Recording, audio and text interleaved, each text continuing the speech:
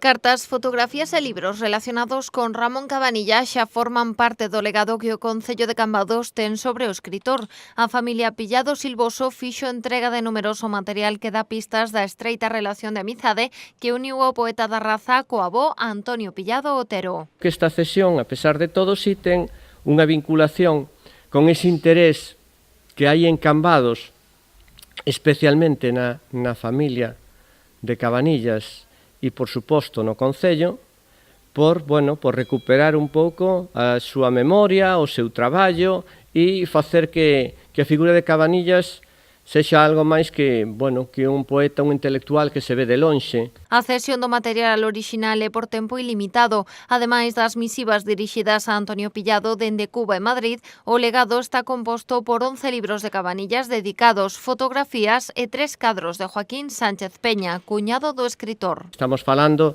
dunha cesión de material de moito valor, un valor tamén desde o tipo de vista personal para a familia, e que realmente se lle ve ou se lle quere sacar un froito de cara ao futuro para que todas aquelas persoas que teñan interés ou sensibilidade suficiente pois podan gozar da exposición deste material. Os 4 irmáns Pillado explicaron que creceron entre recordos de Agarimo, o poeta da raza. Tras anos conservando este importante legado, decidiron cedelo ao Concello para que garanta a súa conservación, animados tamén polas numerosas achegas que realizou a propia familia de Cabanillas. Nós tamén queremos contribuir modestamente con este pequeno legado tamén a que se conozca máis a Cabanillas, que a memoria non é recuperala, como dicía antes Vítor. Eu creo que a memoria de Cabanillas está aquí, está viva, pois que esa memoria siga estando viva. Para o Concello cambadés esta entrega é un paso adiante que pode favorecer a aparición de novo material relacionado co escritor